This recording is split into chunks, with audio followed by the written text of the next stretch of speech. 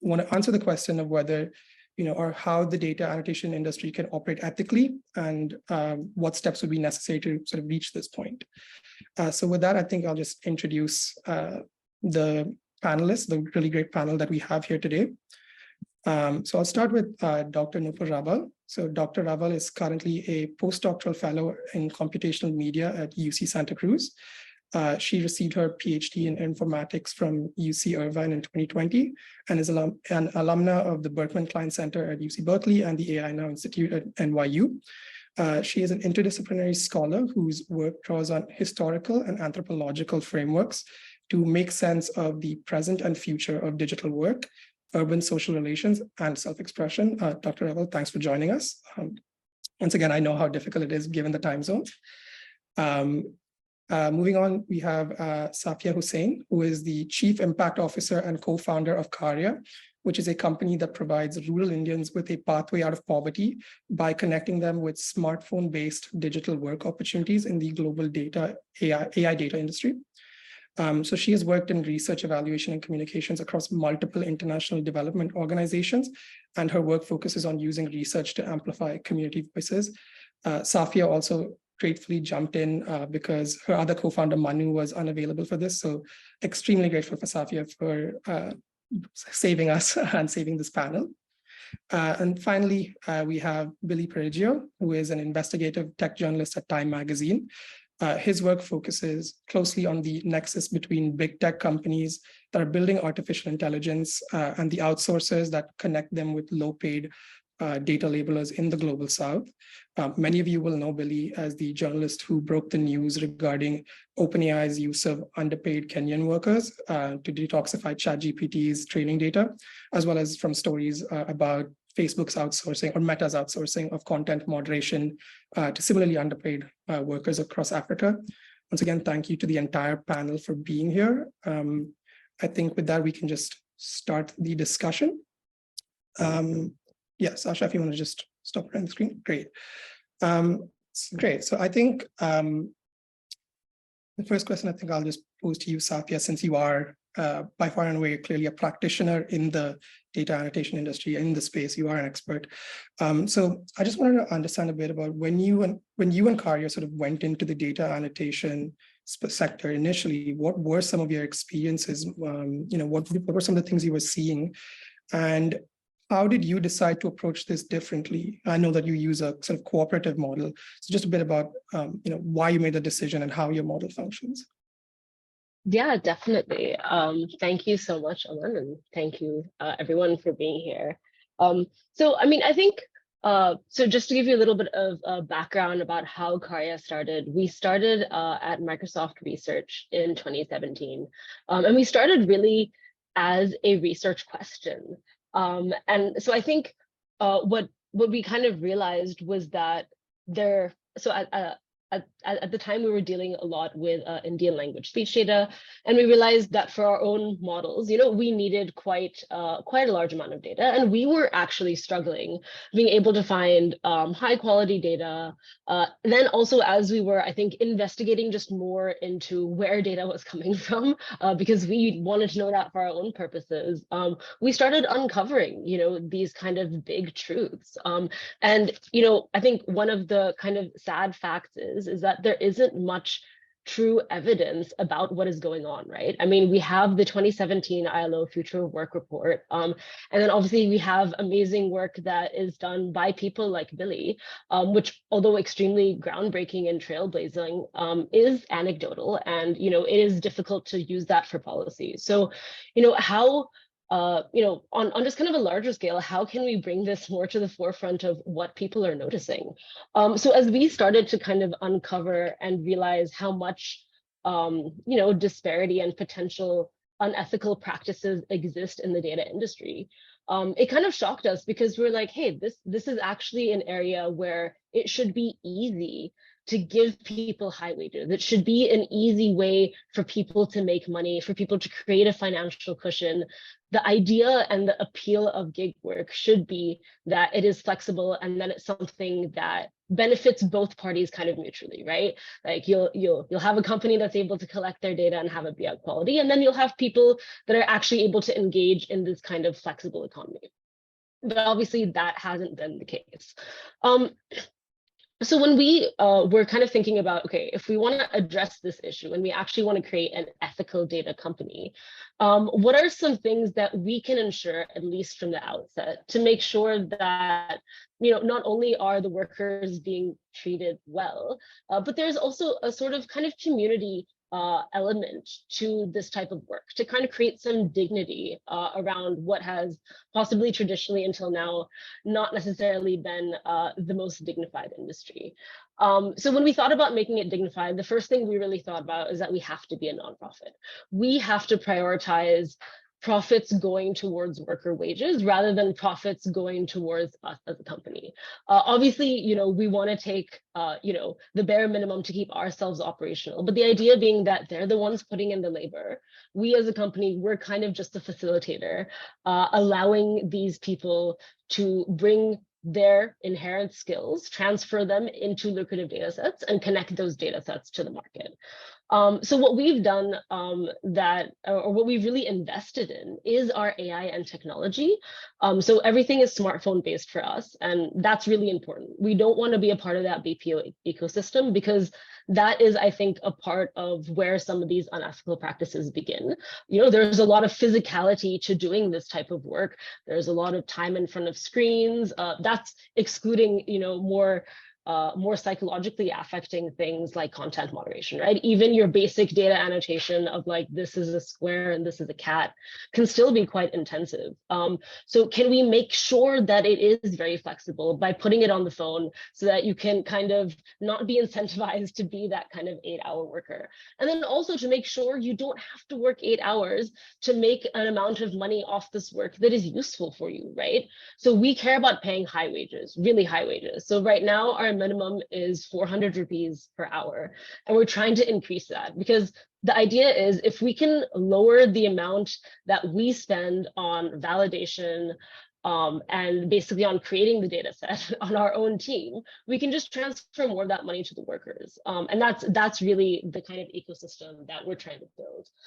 And finally, we're trying to make people like an active part of what they're doing, right? So when we talk to people about how their work is happening. Like, for example, if we're doing speech data collection in Marathi, we're telling people you're teaching a computer how to speak this language. This is how you're contributing to the kind of larger ecosystem.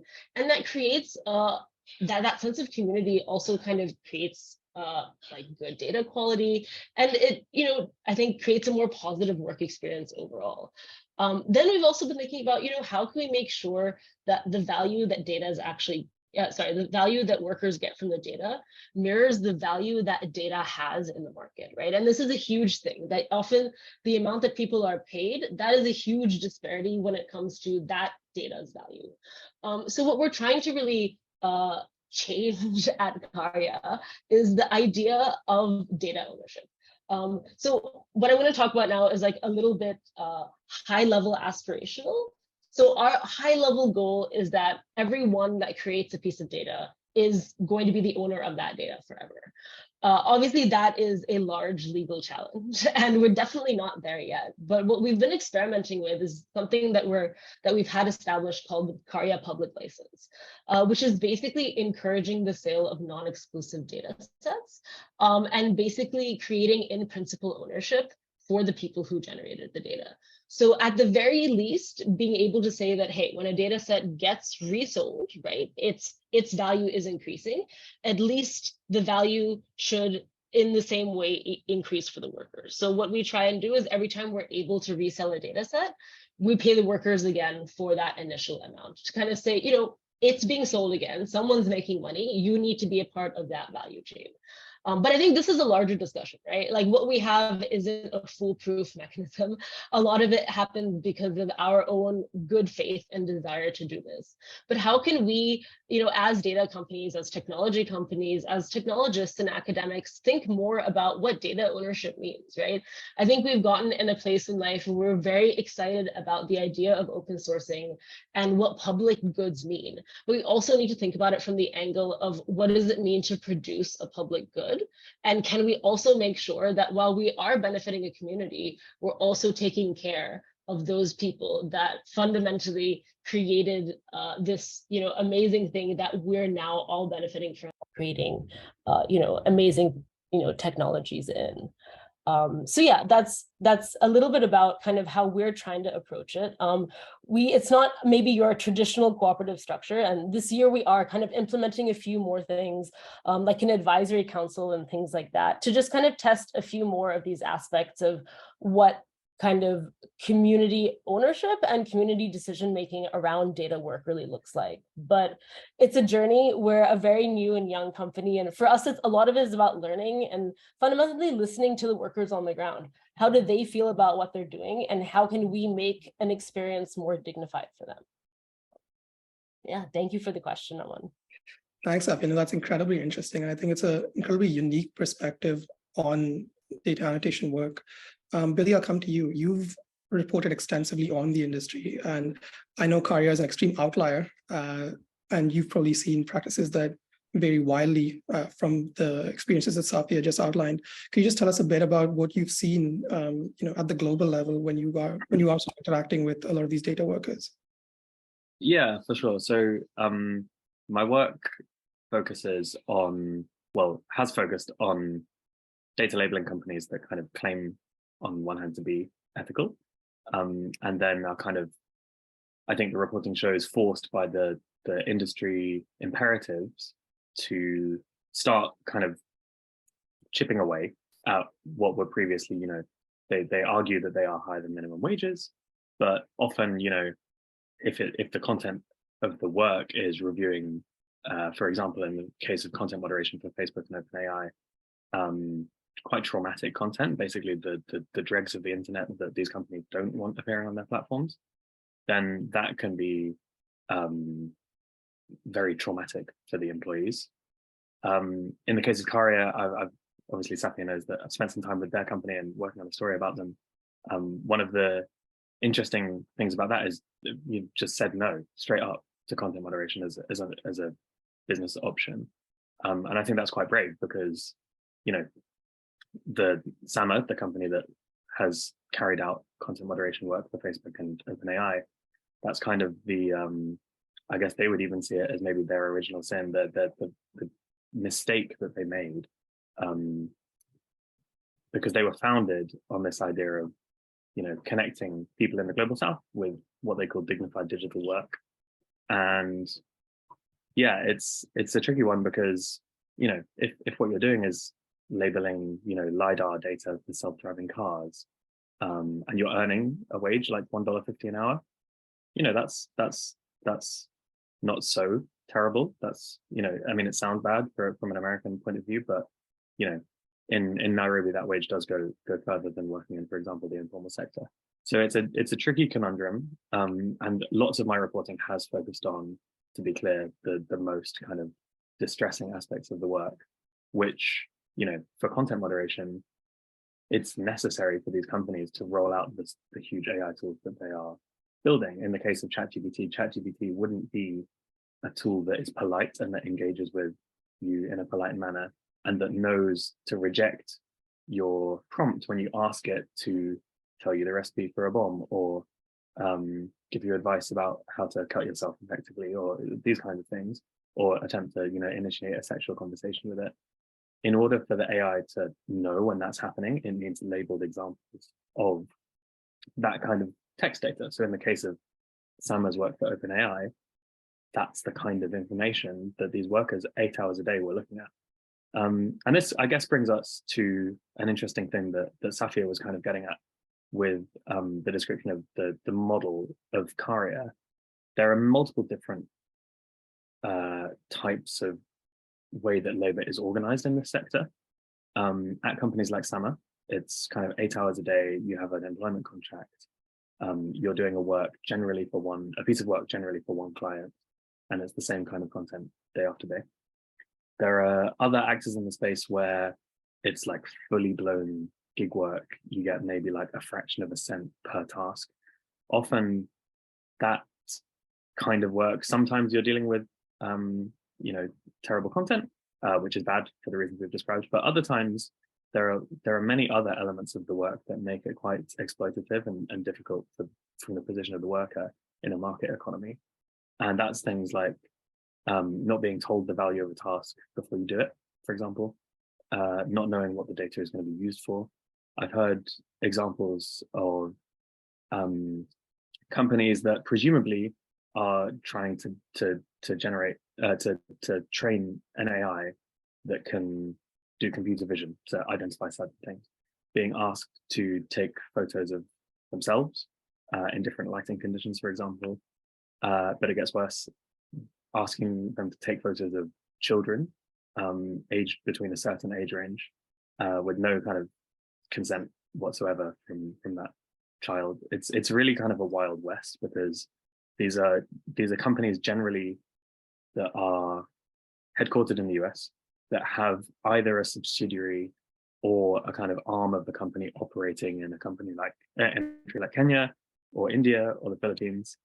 And the clients who they're providing the data for aren't known to the workers. So the workers can't really provide, in many cases, meaningful consent about what their data is actually going to be used in order to do.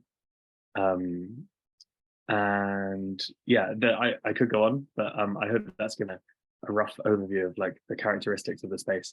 And I would just say that Karya is a kind of exception that proves the rule. Lots of the problems that I've mentioned here stem generally, I would argue, from the pressures of the market in an unregulated space, meaning that the kind of dignity and pay that workers received is kind of being cut and scraped away by middlemen at every opportunity. And I think Karya's decision to operate as a non-profit is pretty unique, as far as I'm aware, in the space. And I think maybe presents a model for how this work could be done ethically, because certainly in many of the for-profit companies that I've reported on, that's not the case, even if they claim it to be. Yeah, thanks. I think that does lay out the sort of problems with the sector pretty well. I mean, especially the stuff about kids having to take photos without consent. That just kind of blows my mind. Nupur, some of the conditions and some of the challenges that Billy sort of alluded to seem to mirror, or at least in principle, some of the forces that currently characterize gig work in India and the informal economy in India. As someone who's researched extensively on these two topics, do you see any similarities between the work that data annotators do and let's say more traditional conceptions of gig work? I guess the biggest sort of comparison that has been made is also it kind of goes back to the larger history of piecework, right? So which is just like dividing up bigger tasks into smaller tasks and then giving it to people. That is like sort of the top layer of it. I think the related thing I would also flag is this interesting thing where, without sort of naming names, because there's so many actors in this space that have also been working on figuring out ways to attract people to do this form of work, right? Without having to foreground or address the issue of payment as the most concerning thing. And so some of the earlier models, even in India, that I was seeing while doing studies on gig work was to make it fun and gamify experiences of content moderation and data annotation work. And so that, again, I feel like it mirrors to some extent the narratives that were put forth by, platform companies like Uber or food delivery companies that still do it, with the sort of flashy gamified graphics, sometimes foregrounding the educational aspects of it. So they'll say, learn while you earn. Or they say like, you're having fun, but you're also getting paid for some of these things.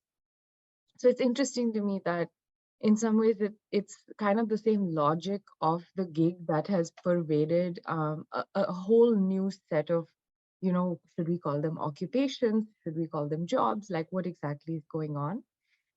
And relatedly, I think the last thing that I would also flag, and, something that I'm thinking about as I I'm trying to write a book about this, is the debates around skilling, right? And the debates around kind of valuation, which I think Safia highlighted a little bit. And that's really, it's tricky and troublesome. And I think even as scholars, we kind of lose, or, it's so slippery. Because I feel like one of those bigger arguments that a lot of us do lean into, just given our own social backgrounds and so on, is to say that there is a set of banal, mundane, mindless, routinized jobs that to some extent it would be great, or wouldn't it be great if AI kind of took over and we didn't have to do those jobs, right? And I think just again, as Billy kind of alluded to it as well, this question becomes so much more complicated or cannot quite be answered without contextualizing, right? So when I was studying gig work in India, and as all of your audience knows, I mean, if you just went and said, wouldn't everyone just kind of want to stop doing food delivery work?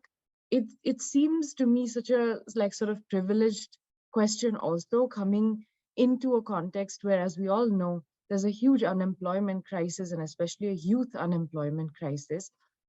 So, in terms of understanding, like, whose futures are we talking about, or who are we in discussion with while we say, what is the idea of good work or decent work? And how do we think about futures of work collectively? And not to be cavalier about it, right? Like, I'm not saying that, because again, one of those things that I saw in my study of gig work as well was the fact that doing these forms of work that are more physically and mentally taxing, at least in gig work, it's more foregrounded, is that while gig companies tell you, hey, you can, maybe hypothetically work for Uber for 4 or 5 hours or even 8 hours, and that will enable you to become an entrepreneur in the long run, right? The big issue with that claim is that that kind of work exhausts you so much, and it's so physically, mentally taxing. It also is associated with these kind of predatory practices of, like, you take out a loan, you're all of these other things happening, that in the end, it reduces or diminishes your capacity to imagine or plan your own future, to the extent that you don't actually, as an individual, have that capacity to do so. So I think, again, thinking in the context of data annotation work and thinking about skill, what has been on my mind is the fact that I think we need to actually at least challenge or interrogate, or maybe even have a discussion in this panel about this claim of, like, why do we keep saying, right, like that the tasks that are given to data annotators are sort of tasks that anyone can do, apparently, right? And hence that becomes the basis for saying that's why they get paid very little money. But at the same time, as Safia very usefully and beautifully explained, the workers are generating a whole lot of value. And in fact, if we start fleshing out what type of value, not just that they're responsible, or not just that they, out of a moral duty, they should get paid a little bit more, or that they should derive some value. It's a good thing to have. But I'm saying, when we move to the more corporate context where this work is being done, if we start challenging this premise and say, then which one of it is it, right? Is it the fact that they are doing work that is anyway going to disappear in 5, 8, 10 years, and is banal and mindless and kind of grating work that no one should have to do? Or is it the other way, which is that they're in fact the people building the latest, the newest wave of foundational infrastructure for the internet to come? And if so, how do we think about those things and actually wrap that up in questions of, for example, digital rights or protections and so on and so forth? Yeah, I think that's a really good point. I think I wonder then, when we're discussing sort of some of the ways in which the discourse around this sort of ascribes value around the work, I think, like you mentioned, skilling seems to be quite clearly number one. I was wondering whether you think sort of narratives from platforms around flexibility is another factor which goes into sort of perceptions of value. So not simply that anyone can do this work, but that anybody can do it at any time. right? And whether you see this narrative as, or where you see the limits of this narrative and when it breaks down, both, I mean, again, with you coming from sort of the more ride hailing or food delivery gig context, whether you see that applicable also in the data annotation context. You're asking me? Yes, sorry. Okay. Again, I guess I'll keep it short, but I think that in the end, some of the work that I'd done earlier, which was around looking at women's experiences in the gig economy, for example, and work that I'm expanding to also to look at intersectionality of caste, gender, class, so on, that brings different kinds of vulnerabilities or needs to any form of digital work. Because, if you also think about it, in any developing economy context, for the longest time, the refrain has really just been that this is about ICT for development, right? That if we can move people to digital futures of work, that in and of itself is kind of a better option compared to so many other things that people are doing or were doing. And to some extent, that is true, because I did encounter a lot of men who said that they had happily transitioned to driving Uber from, for example, doing construction work or other forms of work. And in the women's context, what was highlighted was that because in many ways they were not seen as the primary breadwinners, and they're like, as actors, their duties or what they were expected to bring in had different dimensions that were not only economic. How these forms of work fit into their lives, or in terms of their ability to care for their children or families and so on, that definitely it adds these textures to understanding flexibility, right? So I would just really go back, and again, kind of as an academic, my job is always to say, well, let's unpack it. And so I think I would love to hear from the other two panelists as well, because I think it's hard to just blanket universally say there is flexibility or there isn't. And data annotation in and of itself also is a different form of work, right? So, for example, I would ask Safiya, like, what does it add to understanding the flexibility when we say that we're enabling people to do this only on their smartphones? Because it's not just about temporal flexibility, but think about like doing it in the intimacy of your house or your room somewhere. Think about doing it on public transport. You can go away from your family, right? There's a beautiful paper that some of the researchers at Karya, in fact, did, which was around like women doing this work and their families getting super anxious about like, are they going to see things we don't want the woman to see, or is there violent stuff in there or whatever? So what does doing the work on a smartphone, for example, afford to the question of flexibility is something that I would love to hear about. But overall, yes, a lot of the more mainstream corporate, all forms of gig work services kind of want to sell this idea that this is nothing work, this is play work. And the flexibility part, I think, adds to that narrative, which is like, you can do it from anywhere. You could be hanging out with your friends and you could do some of this work and then go back to having, and if you match that up with, some of the social media influencer type of discourses, and just try to think about like, what are the young people of today being sold in terms of having a good life or having a good job? I think there's some interesting messaging going on there. Yeah, great. Thanks for that. And Safi, I think that brings us onto a question that I had, which is, so when you as Karya sort of go into these communities, right, and you sort of advocating for community ownership, and these are individuals and communities who, like, through popular and traditional conceptions of work, are, not used to these ideas of, or not, let me not say that, but like dominant conceptions of work don't really espouse some of these ideas, right? Of community ownership, of continued ownership work. What do you sort of see as like the main challenges for you as an organization going into these spaces and sort of advocating for some of these principles? Yeah, thank you for the question. So, I mean, I think as Nupur alluded to a little bit earlier, is that we have tried to kind of understand how the community dynamic works when we're thinking about gig work. So I'll just tell you a little bit about how how we decide to identify workers. So we used to have kind of like I would say a more AMT type platform where anyone could kind of come on natively and kind of choose tasks. But that became a little bit, I would say, difficult because, we did a lot of language work, so you had to make sure that there was at least a matching, someone speaks Hindi isn't trying to do like a Marathi task at the very basic level.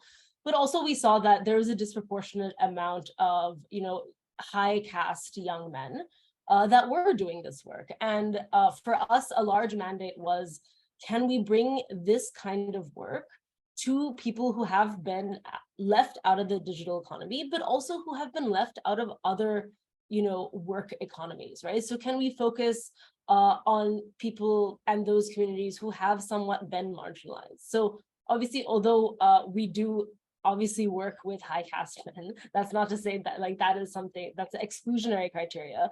We do actively try and make sure that within each project, we are, including other vulnerable communities to the extent that we can. So when we get a data requirement from the client, we have kind of a network of NGO partners across India that we try and match that requirement to. And we'll speak with the partner to basically kind of almost, individually select a group of workers to work with us for that project. So let's say we would need 50 workers in Hubli district of Karnataka. We have a partner there that we would go to, we would explain what we wanted and, have a bit of basically like a sampling discussion in terms of like, these are our parameters in terms of, the economic level of people and some of the demographic characteristics of who we want to bring this work to. And then there's a lot of, I think, trust aspect that is, I think, really the key of what has helped Karya a lot, which is that the NGO partner is who creates the relationship between Karya and the worker. And it's on the trust of that partner that we're able to go get them to download the app, get them to even do a few sample tasks and have that trust that even if I spend 15 minutes working, I will get paid. And that's also, I think, something that we try and do. Within the first few tasks, we have our first payment so that people know that, this is something that they can kind of depend on.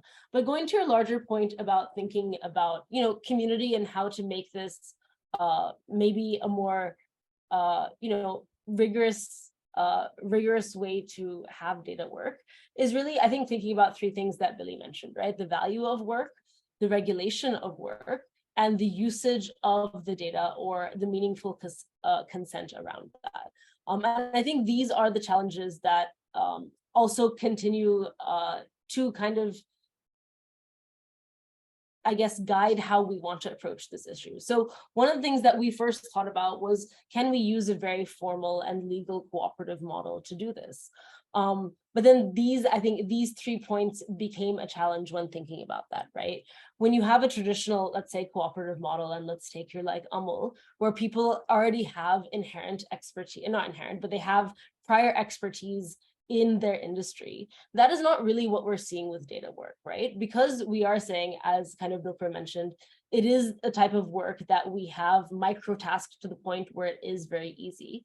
It's not like we don't have many data experts out there. Like, it's not a profession. It is something that people use to supplement themselves. So how do we bring people together for this supplementary kind of work, right?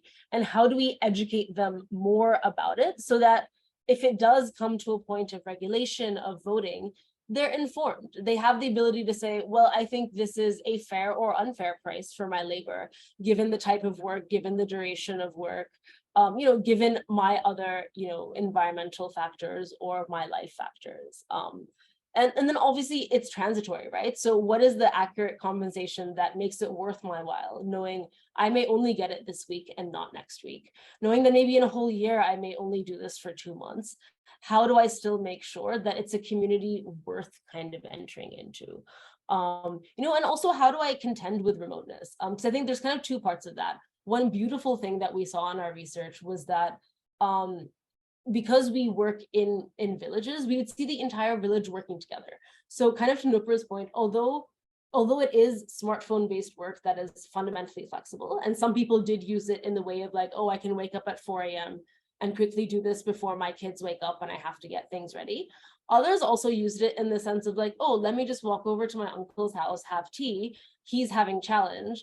Like, can I help him figure out how to do this work? And we saw a lot of, I guess, what you would call like kind of convivial, I guess, decision making, where basically you have people helping each other because there's a vested idea in that if we all complete this work, all of us are making the money, right? And I feel like that's kind of also a thing that we take a lot of time to develop that idea of, is that it's not just you, the individual, that's creating that data set that creates the technology.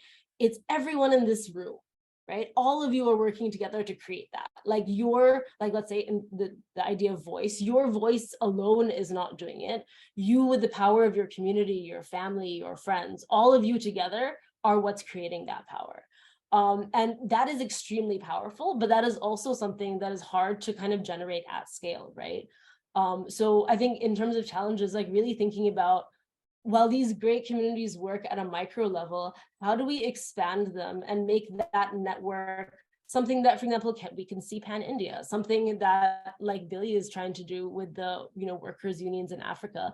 Can we make them a little more larger in scale, whether that be national or even international, to kind of make sure that these core aspects, right, making people having decision and autonomy over the value of the work, having regulatory frameworks, and making sure that there is kind of consent and knowledge about data use, these things then suddenly become easier. But I think that big challenge is, how do we create the community? What is the mechanism? I don't know if it's digital. I think that's something at Karya we're thinking about exploring this year with research, but for us, that's still also a huge lingering question. Yeah, I think that point on sort of like, how do you create a community of actors, especially when you're considering multiple languages who seem to be quite disparate, like, is a really critical question. I think, Billy, you were just recently reporting on Africa's first content moderation union. I just wanted to understand your sort of like experiences at the event, but also more broadly, what you see as sort of like such sort of like, let's say, attempts at solidarity seem sort of rare within the data annotation industry, and sort of what you see as impediments to such solidarity and ways to get around those impediments. Yeah, sure. Great question. I just correct a minor thing that Safia said. I'm not supporting them. I'm just reporting on them. And I actually wasn't at the event, but I did report on it. So for those of you who don't know, on May Day, 1st of May, about 150 African content moderators at various firms, but who'd worked on behalf of TikTok, Facebook, and also ChatGPT, kind of banded together and voted to establish the first ever African content moderators union, which they hope will allow them to kind of collectively bargain for better working conditions, which really gets to this core issue of the whole sector, is because the work is split up, is micro tasked, is split up into kind of tasks that supposedly anybody can do. There is a degree of precarity to the work, even if you're at a company that kind of gives you a contract and you're there for 8 hours a day. There's still this kind of feeling among many of the people who I've spoken to, at least, that you can lose the job 1 month to the next, that if you bargain for better pay, then your employer, the third party outsourcing company, might be made less competitive to some of its competitors, and then your work will be cut and the business will go to another outsourcing company that can pay lower wages.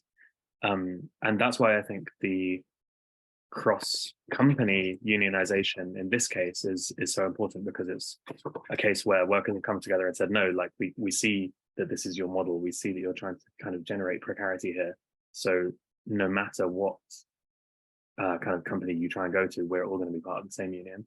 And I think it's really important to see this in concert with some of the legal challenges that the very same moderators are taking in the Kenyan courts, which are basically to say,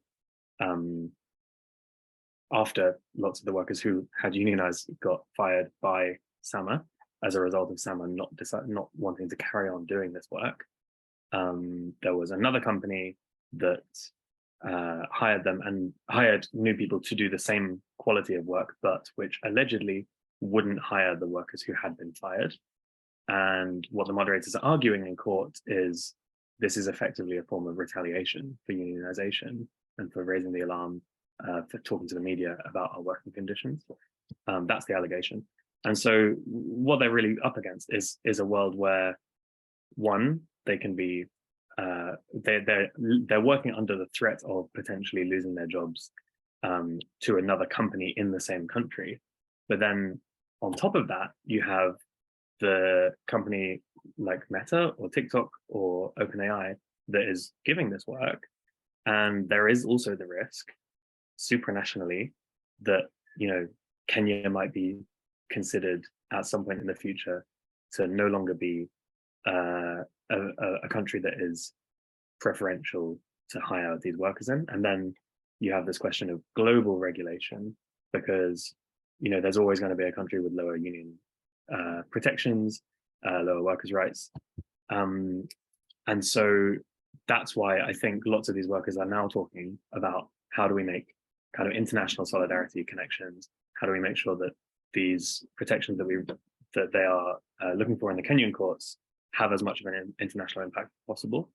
And I think that there are the argument that companies occasionally make, if you speak to them in private, that these people don't have as much leverage as they think they do, might not actually hold a huge amount of water. I mean, countries like Kenya and India as well are preferred destinations for a lot of these micro work, outsourcing, data labeling companies because of colonial legacies that mean that lots of the people there speak English, and so it's easier to connect with, and various other factors that make them, it's easy to have faith in the decisions of the Kenyan courts, for example. And there are, not so many other countries in the world that have that combination of the factors. So, to your question, I think it's interesting to see this kind of organized fight back, because it's something that's never happened before. For a long time, there has just been the kind of received wisdom that there's no point fighting back, unionizing, testing these things in the courts. And I think what we're starting to see is actually, not only is there solidarity between workers at different companies now that they all know that there are other people like them out there, which, by the way, the work is designed in order to kind of, put a mask on you that doesn't let you see who your co-workers are in lots of these types of gig work companies. But yeah, also to test this idea that, it's impossible. And I think what it has also shown, that the pickup of the stories that I've been reporting on and the wider world, is that there is a wider community of tech workers, of people who are concerned about human rights, people in the US and Europe and other parts of South Asia, Africa, who see this work being done invisibly that they didn't know about before, but that has a big impact on the products and services they use every day. And there is some level, at least I'm noticing, of solidarity among those people for the kinds of organizations that these tech workers, and because they are tech workers, by the way, are kind of fighting for. So yeah, I hope that answers your question. No, yeah, it did. And I think I think it's really important, the point that, some of these conditions aren't just functions of societal or market forces, but, clear legal choices and the results of legal frameworks. And with that in mind, I guess, Nupur, I wanted to ask you what you see as sort of the role of the state in producing these conditions, and how you see, or whether you see a role for it to sort of alter these conditions.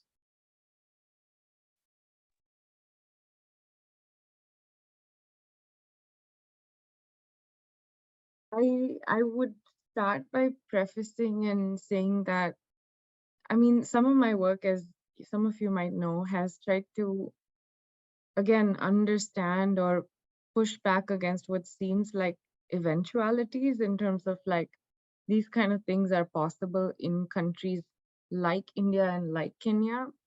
And I say that because I think it reinforces a sort of fatalism that comes with giving a lot of agency to countries, to quote unquote developed countries, that seem to then be symbols or markers of two things, right? One, where legal processes work and institutions can be held accountable.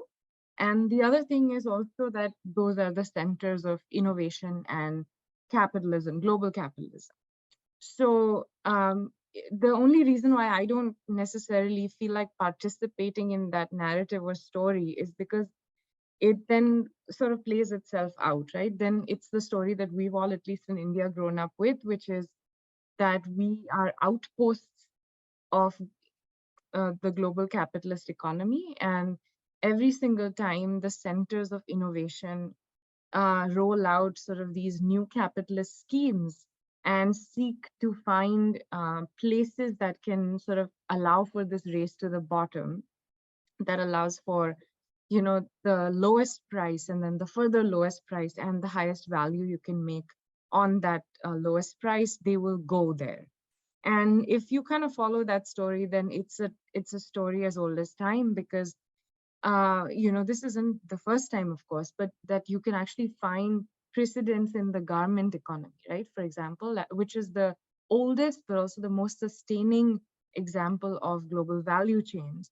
And it kind of really makes us sit up and think that what kind of an economy, global economy and a world do we live in, where you can have firms that are, again, symbolically and for many good reasons based in the global north, but seem to be contracting a lot of work to places in the global south or majority of the world, in a way that it's cheaper for, again, just thinking about garments or clothes, it's cheaper for them to produce something that apparently costs $10 to sell even in North America, but that goes out to Vietnam, goes out to India, goes out to Bangladesh, gets produced there and gets shipped back. And even doing all of that is cheaper than producing it domestically, which would, you know, one of the biggest factors would be to pay labor costs, right? And why I find that story, again, also, this is a bit of a rant, but why I find it irritating is because I think it has led to also the rise of sustainability and ethics discourse in the global north, that instead of interrogating the profits or the margins that some of these middle actors and companies want to make, offloads the costs on customers. So it's a very customer or consumer / citizen centric discourse, right? Which then says, if you want better clothes or like more ethical clothes, but similarly, if you want more ethical products generally, then you got to learn to pay more for it. And it doesn't quite give us transparency in terms of like, well, who's making money off this, right? Like, what is the model through what some of these companies are making money? Having said all of this, what is the state's role? I don't think states or even legal institutions in that sense can obviously operate in a vacuum. I'm a scholar that kind of uses global political economic approaches. I'm loath to using terms like colonialism, only because if you really look at sort of like what is colonialism, or what are the legacies of colonialism as far as India's participation in a global political economy is concerned, then it becomes a really complicated question of like, it's not as simple as saying this is an extension of older colonialism to say this is new data colonialism. I don't think that's true. But I think one has to be attentive, right? Like a state, like the government of India, for example, in the report that they put out on the future work, is you can see they're very attentive and very cognizant of the fact that if the state cannot produce an equal or equivalent compelling number of jobs, very simply, or then how do they justify clamping down on what seems to be like an obvious source of economic revenue, right? And so over there, you have the Social Security wage code. You can keep checking news items that tell you what is happening with that.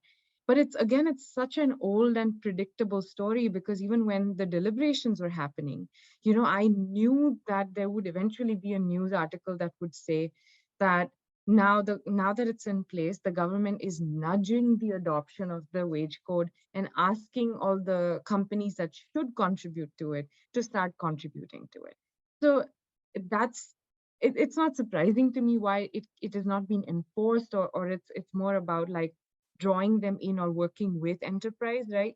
And that has more to do, I think, in my mind, with like the neoliberal state and facilitating sort of innovation without the state becoming a hindrance, which has been a feature of many developing countries, just because if they want to leapfrog and participate in the global economy and be leading actors, then they cannot afford to become states or countries and governments that get in the way of innovation, right? So taking into account all of those factors, it makes sense to me why new forms of gig work and digitized work will kind of roll out in the same way.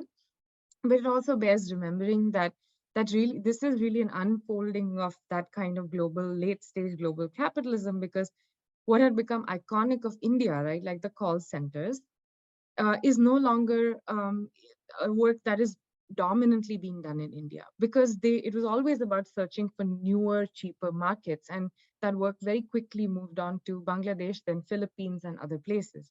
So the question that we should be asking then, I think, is in understanding that this is how these things are going to roll out, can we maybe, again, looking at the UK, find ways to bring data rights, workers' rights, existing frameworks that are not solely tied to internet rights and legislation, and leverage those to wrap up the new forms of digital work and workers into those, and find ways to actually make appeals on behalf of who they are as citizens or what their rights are, and so on and so forth. Yeah, I think that's a incredibly nuanced and very interesting point. I think there's a lot to unpack there. But I think what I want to sort of like jump off from that is, I guess if we're thinking about sort of like, global, neoliberalist capitalism and sort of the effect it has on data annotation or just work in general, I think maybe one way also to think about is a sort of bottom-up introduction of like, maybe not oppositional principles of different ways to think about how to structure economic systems. So Safia, maybe I guess a question I had was, how do sort of we, actors who are interested in the space, sort of incentivize the introduction of principles, incentivize the introduction of organizations that sort of buck the narrative of a lot of these dominant global North corporations? How do we incentivize like the next 5 careers, basically? Thank you. What a great question. I think that's also something that we've kind of been grappling with, as we're coming into our entity, as a company. I mean, we're fundamentally just a group of people trying to fix what we see as a market failure and kind of do it better.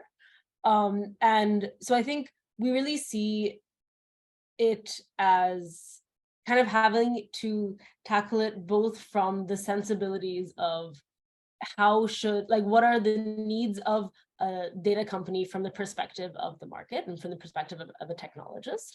And then what kind of emotional human element can we talk about to make sure that we're still thinking about workers? So I think kind of putting it into that into basically those 2 areas. So first, when we're thinking about kind of speaking to the market, is really speaking about being competitive, speaking about cost, speaking about quality. And I think one of the things that we are so happy to have kind of learned through our journey at Karya is that it is fundamentally possible to be profitable and give good wages to workers. It may not be, I'm so sorry. It may not be the level of profitability that we see in the market today. That is quite exaggerated. It is in that high, like above 80% profit margins. We may not be seeing that, but we can still say that companies that operate like Karya, just because we have chosen to be a nonprofit model, doesn't also mean that there can't be a model that does make enough profit to even be, let's say, attractive to your typical kind of for-profit investor, right? Because basically what it means is that we're caring about the worker as a key input into the entire equation, right? And when we do that, when you start treating something as an extremely important part of what you're trying to do, then you establish things that make it easier for that person or that function to do work. And that work is where it really comes into, I think, encouraging companies that are dealing with data work to really invest more in technology, right? Because technology is the way in which we can also create these, you know, I guess, larger margins for the workers, right?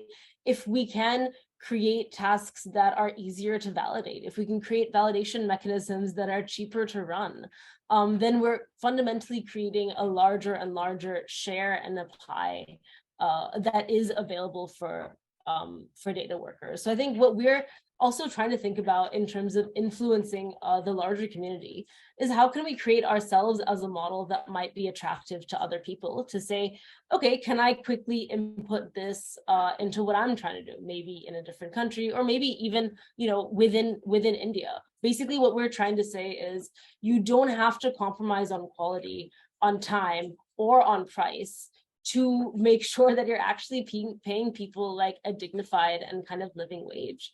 And then from the human angle, reminding people that there are like, there's this whole list of people that is behind who's created your data. One of the things that we kind of started doing with our clients is literally sharing that Excel sheet. And it's like quite unpretty right now. And it's an Excel sheet of just to give people like, I mean, obviously everything is de-identified, but to give people a sense of like, this is the scope of human power that went into generating what you've just done. And this is how much economic opportunity you've been able to create for these people, right? So it's also, I think, about capitalizing in some ways on a bit of a feel-good factor, right? When people do things that are ethical, I think we've seen this in the garment industry, there is a little bit of that like psychological feel-good factor, right? So can we create that receptor in more and more communities in our industry? Can we have more people wanting to have that ethical data because they know it's achievable and they're understanding the long knock-on impacts something like this can potentially have? So maybe not necessarily concrete answers. I mean, these are all, I would say, different things that we've tried. Obviously, the goal I think that we have is for this not to be a challenge anymore. And for like, I would love to have a meeting where someone is not surprised to hear about the facts of what goes on behind the curtain. I'd love for that just to be the common knowledge that everyone has so that we can then progress forward and start talking about these more sticky points that I think, you know, Nupur was mentioning. Right now, we just don't have that kind of collective global knowledge, even as people who are deeply in this community, in the tech community, even in the research community. Coming as someone who myself had no idea about this entire space until, you know, I met my co-founders and started grappling with these questions. Yeah, I think that's a great point. I think even when I tell people about, you know, the ongoing work at DFL on humans in the loop or data annotators, like people are shocked that these systems even require human beings in the first place, right? And Billy, I guess that leads me to a question for you is how do you see the role? Obviously, media has played a huge role in sort of this like mythologizing of AI systems, right? Like this idea that AI systems are these as close to magic as we've gotten to, right? So what role do you see for journalists like yourself and media as a whole in sort of like shifting the narrative away from that? Yeah, that's a really good question. I think like basically what we're seeing right now is a lot more journalists jumping into covering AI, whether that's kind of like surface level stuff or deeper stuff. And I think in both, it's quite easy to kind of accidentally pick up and begin using and spreading the language that the tech companies developed for basically advertising means and kind of perpetuating those terms as kind of descriptions of the world. But they are imperfect descriptions, and they are also descriptions that lead us to thinking of a type of technology in a certain way. So I've spoken generalities there, but what I'm talking about fundamentally is really even the term artificial intelligence is misleading terminology. No experts think that even the most cutting edge large models behind the scenes at Google and its competitors are actually intelligent in the same way that a human is. They are certainly growing more and more capable, But one of the other things that is difficult about the way that, kind of mass AI coverage, if you like, is worded a lot of the time is that it's not clear about what these technologies actually look like, how they're built. I'm still startled by the number of stories that I read about ChatGPT that don't absolutely foreground the point that this is effectively a super powerful autocomplete tool that is basically just trying to predict the next word in a stream of words based on what it knows to be statistical correlations between all of the words that are on the internet, basically. That's kind of oversimplified, but like even that oversimplified explanation is kind of missing from the vast majority of AI coverage. And I think what that means is the vast majority of the world don't really know what we're talking about when we talk about AI.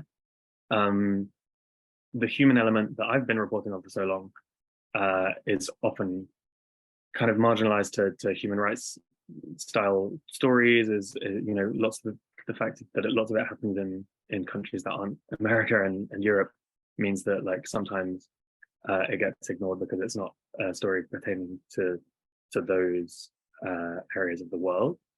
I think, just to take off my pessimist hat for a second and put on the optimist hat, like I do think that the narrative is changing and that there is a lot more attention being paid to the role of human in the loop of AI, and specifically from, I guess, the kind of left-leaning world. There's this kind of acknowledgement that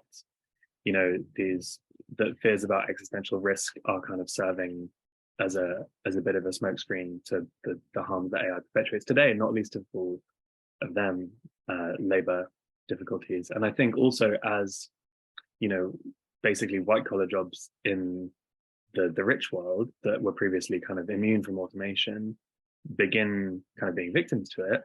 We're seeing this with artists and writers. There's a writer's strike ongoing in Hollywood at the moment. That suddenly there are kind of new avenues of solidarity opening up between, people who write for Netflix and, data labelers in Nairobi, Kenya, or India. And so that's the optimist take.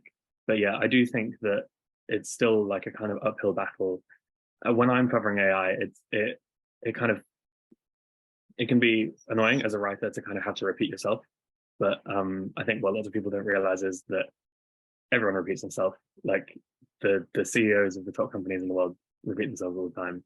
Politicians repeat themselves. Basically, getting across an idea is an act of just repeating yourself a lot until everyone starts listening. And I think journalists don't love doing that because we kind of have this fetishization of the new it's just our kind of industry. But I think to some extent we need to get over ourselves there because it is really a matter of public education. And just in the last 6 months, we've seen the public come leaps and bounds in their understanding of AI. And just look at the tone of AI coverage at most well-established, well-thought-of media outlets, and there are terms that people might have scratched their head at 6 months ago that are now kind of understood to be common knowledge. Like you don't have to really explain what a large language model is anymore, which is good news. And I'm optimistic that like as the world's AI literacy grows, we'll begin to be able to have kind of more nuanced conversations about these topics, which kind of naturally will bring in space for talking about the kind of political economy of how they're made, the labor issues. And I think there's kind of going to be a willing audience to read those kinds of stories as AI begins to kind of have a big impact on everyone's lives, more so than it already is. Yeah, I guess a few more journalists reporting like yourself, I think we can all be a bit more optimistic. Nupur, just the last question, I guess, for our panel before we can move on to the audience questions. You've previously sort of researched and considered how academia and academics and civil society can sort of build solidarity with tech workers. I was just wondering whether you had any thoughts on the role of academia and civil society, maybe not just in unpacking some of these phenomena, but maybe if you see a role beyond that in this context. Yeah, definitely.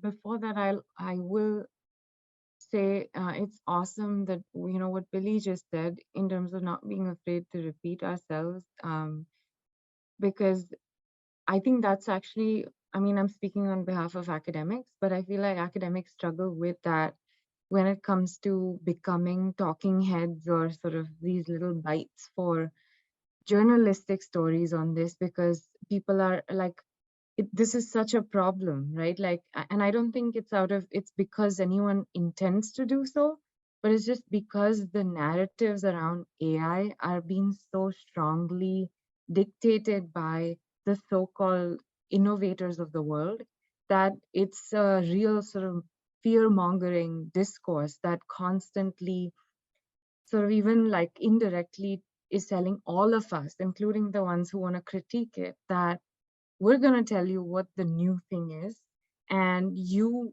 have very limited access to all of that, right? Like, especially with data annotation stuff, like it's not even like we can ask for those levels of transparency in terms of decision making, apart from the labor aspects. And then based on that limited access, people are expected to say meaningful things or make meaningful policy, or even, sort of find ways to collectivize around and outside of black box systems. So I think that's like a really big challenge. And then speaking to your question, it kind of flows from there, which is that just analytically, I think it became very clear after a few years of studying, any kind of these gig platforms, which basically sort of work on, at that time, the buzzword used to be sort of algorithmic management and black box systems, which is still the same. Like as Billy said, there's not really much AI going on, even in the newer systems, if you really talk about AI. But anyway, what became clear was that it's not like there's only one strategy, but of course, workers, as they were engaging with a lot of these systems, and they still are, I want to give a shout out to the Telangana workers, platform workers union, which has been doing some really interesting work around this, right? And I think what a lot of ride sharing folks, for example, realized is that every time they were coming up with accounts of how the system was not working or what kind of glitches there were, discrepancies, they would just be told, this is what the system is doing, right? So no accountability. But I think now that they've kind of learned that this is ways of deflecting responsibility, they have stopped caring to some extent about getting the narrative right or contesting necessarily the truth of what is coming out of these systems, and saying that's okay. If you can sort of put your hands up and say we don't take any responsibility, then we will make you realize that you still need the human actors to be able to do what you need to do. And I think one of the latest sort of instances that I had seen, which really blew my mind, was this was multi-city, but it was definitely started by one of the unions, which was to say, summertime is coming up and people are going to want air conditioning in their cabs. And given the inflation, given the petrol prices, everything else, the drivers were just like, this, it's unaffordable for us to switch on the AC. And so we're essentially like, we'll transfer the discomfort on to passengers who were then quickly like, hey, what's going on? Can you solve this? And then they're like, that becomes an opportunity to educate the passenger and say, actually, this is the systemic issue in which you are also implicated. And that would lead the customers to go back to the platform, because it was quite clear that platforms would only listen to the customers that they wanted to serve.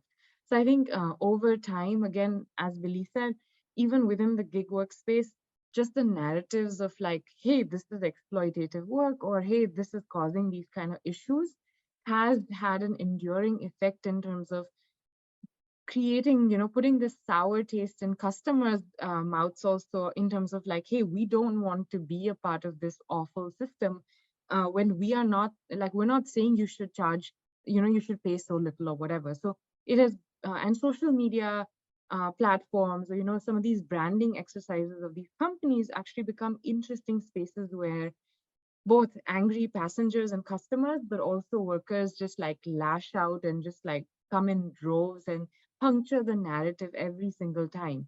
So I think apart from the formal ways of resisting or sort of mounting a challenge, it's interesting, and we should start looking at like the affordances of, things like TikTok, or how people are colluding and collaborating with micro celebrities and actual like Bollywood celebrities also to bring awareness to some of these causes.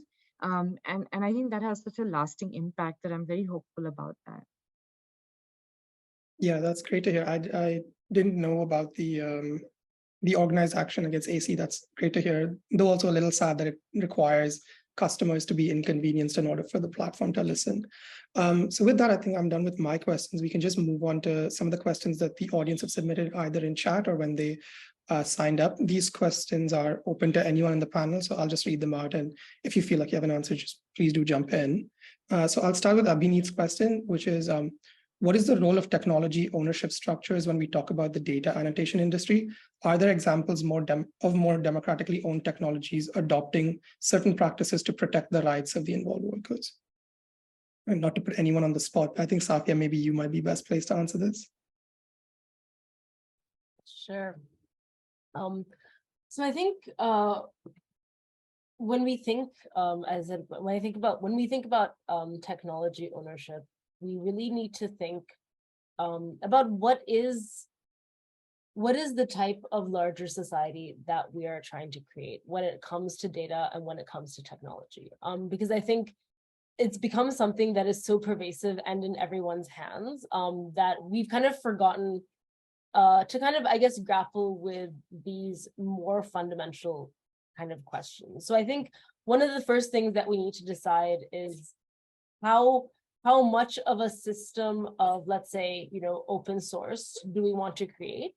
How much of a system of collective ownership do we want to create? And how much of a system of very privatized ownership do we want to create, right? I think where we're at right now is we are seeing many things occurring in the black box because everything is highly competitive, right? It is fundamentally a market. And of course, there has to be some level of, proprietariness when it comes to being, to I guess, having that kind of competition. But can we basically encourage, I would say, technology companies or data companies or the whole industry to think a little bit differently about at what point do I, for example, need my data to be just mine? And it needs to be like, so secretive and important that only kind of I can own it. Because once we start having that mentality of, I think, protection over data, what it really does is it says, okay, the person that came up with the idea of generating the data oddly now has more ownership versus the person that may have actually created that idea. So are we saying that the idea that the idea of it coming into existence is more important than that like value or that labor that was created to actually generate it? I think that is a big question that we have to think about when we say who has that decision-making power, right?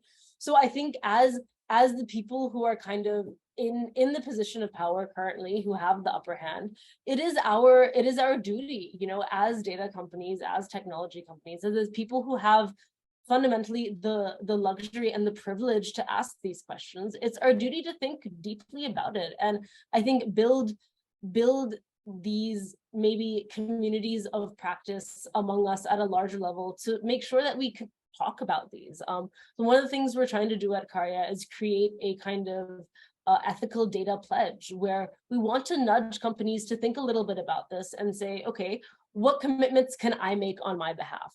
Obviously, the way we're doing it, it's not something that's legally binding, but it's trying to start, I guess, this kind of maybe motor of people thinking about it and want to being part of a larger social action. And I think that's really where we can hope for this to start.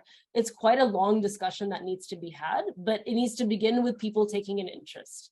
And I think that is kind of that fundamental area. Ownership is the next and bigger step to that. But from what I've seen in our experience, it's been hard to kind of like jump straight in, and change things that way. I hope that was a sufficient answer of me. That was great. Billy, go ahead. Yeah, so I just wanted to point out, and we spoke about this when I was with Karya earlier this month, but like there is some level of fundamental tension between open sourcing a technology and open sourcing a data set and being able to compensate your workers for every subsequent use of that data set, because if it's open source, that means that there's no payment being made by technology companies who want to implement it into their AI tool. So Safia, I guess like just briefly, because I know we don't have much time, like can you talk about how Karya kind of balances that conflict? Sorry. Yeah, so I mean, I think I think for us, what we really realized is making people kind of understand what the true, I guess, back ends to open source really means, and fundamentally kind of encouraging, when we deal with clients at each step, kind of encouraging this ideal that if you don't open source the data, but still keep it at a price point that is available, you know, for people who need it, then it becomes a resource that can be used by many. So I alluded a little bit earlier to what I called the Karya public license. And what it basically states is that those who are also using this data for a commercial purpose, they have to pay the commercial value for it, right? And that obviously goes back to workers. But those who are using it for an educational or a nonprofit purpose would have the opportunity to use that data in its more traditional kind of open source way. And I think that's kind of how we have to think about this overall, right? We can't blanketly say that no data should be available for free, because so much amazing work, frankly, is done, you know, by people who are graduates or who are postdocs that don't have the funding to pay for your, you know, $100,000 data set that maybe OpenAI does have the money for, right? But so we don't want to, you know, I think change access in terms of people that are able to do good work, but make sure that people that have, or people or institutions that have the ability to pay for that work, that they do, because that is their contribution to the larger ecosystem. And I feel like as long as we see, like each actor sees how they fit into that larger puzzle and understands both the values they bring, as well as the ways they can support others and what they can take back from the community, then that's the way in which I think open sourcing can be treated right, without being either too exploitative, or maybe just, you know, not having rigor or just being available for everyone. Thanks, Billy, though. Great. I think maybe we have time for maybe one more question. So Nupur, I'll come to you. And this is, I guess, quite a big question. So sorry, but the question was submitted, and it is, how can the global North and South divide in terms of outsourcing non-intellectual labor to the latter be broken? Can you repeat that, please? Yeah, I think I'll just paraphrase it. It's, how do you break the current system of global North outsourcing non-intellectual labor to the latter? Though I do think it's like worth examining whether this labor is non-intellectual in the first place. Yeah, I don't have an answer. This is, I mean, that's, I would in fact say that before we get there, I think, in fact, like, at least that's how I approach this as an educator, is that I think the first step to that would be to build that consciousness among people across the world, right? Just to understand our own positionalities and situatedness in terms of like how we benefit from these systems, without jumping to guilt or saying, how do we then move away from those systems? Because as I was randomly just discussing with a friend, the systems that we are critiquing and kind of also saying we've benefited from are not, you know, even just like capitalism isn't something that was built or expanded overnight, right? So if we're actually challenging something that has expanded over 400 years and has in the process also benefited from feudal forms of labor division in other parts of the world, and has also benefited from racial and gendered inequalities across the world, then I don't think there's an easy way to undo that kind of structuring or restructuring, right? But that then one has to also look at oneself and say, maybe everybody's action or everybody's response isn't the same. We have to, in fact, look to the work that we do or the positions we occupy. So if you're a journalist, you have a different responsibility. If you're a lawyer or if an educator or whatever it is, we're all in the system, but there are different ways to tackle the same problem. And I think some of it, at least I tell my students, is as simple as, again, doing your duties of like reading the newspaper, right? Like knowing, for example, the articles that Billy has reported on, like that, because I teach in Silicon Valley is why I'm saying that I tell my students that like, it doesn't matter, maybe you're not going to change or stop this thing today, but if you go into the tech industry with this awareness, I think that you would at least ask the right questions, or you'd at least be able to call bullshit when someone's trying to sell you some kind of AI snake oil. And I think that is like, it's the slow work of dismantling or asking for more accountability, because one part of it is going to be the top-down measures, policies and government things. But the other part of it is actually going to be like, how do we get the public to start asking better questions or questioning some of these things when experts are not involved? And I think that is like the work that I see cut out for us right now. Thanks, Amir. I think that's a really critical point. I think, maybe I think a lot more just education without judgment seems the first step, like you're saying. Okay, I'm incredibly cognizant of time. Maybe we can take one short question. I'm just going to shorten this question. So one for you, Safia, which is, could you share some data that sheds light on how annotators view the work at Karya?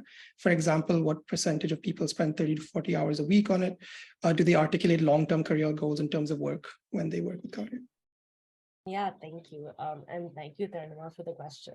So I think maybe just to speak a little bit more about our kind of model and intentions at Karya. So unlike a traditional data company, we actively do not let anyone work on our platform for that amount of time. So 30 to 40 hours would be very much like a full-time job. The way we give work and also the way we position work is that it is to generate you critical supplementary income. What we do is that we work with people below the poverty line, and our aim is to give them a critical buffer of, let's say, 30 to 40% on their annual income. This doesn't necessarily come in an everyday manner. This doesn't necessarily come in an every month manner. The idea is basically to give people as frequent work as we can, given the skills that they have. Typically, this would mean that, like, let's say I would maybe have a project 2 to 3 times a year with Karya, where each project may range anywhere from 1 to 2 weeks. And depending on the project, I may be working, a couple hours a day, right? I don't think we've ever seen, or I mean, even just anecdotally, I don't think we've ever, I think anecdotally, we've had a couple of instances where people have like pulled all-nighters and stuff, but that's also something we've actively tried to curtail. So we've tried to like put in some checks in the app where, we encourage people to take a break and kind of not do this every day, because we actively are saying, this is not good work. This is not amazing work. This shouldn't be your career. This is a great stepping stone where you can get money to facilitate other dreams that you have, to facilitate savings, to facilitate maybe repayment of loans or other, critical issues that they may have in your life. So I guess to kind of answer your question is that when they think of long-term career goals, they do have quite aspirational goals. They have goals of, maybe becoming teachers or working as engineers or having those larger goals. And they just see that as a pathway to us. And that's why also at Karya, we're thinking of how we can, in the next few years, make ourselves as more than just a data company, right?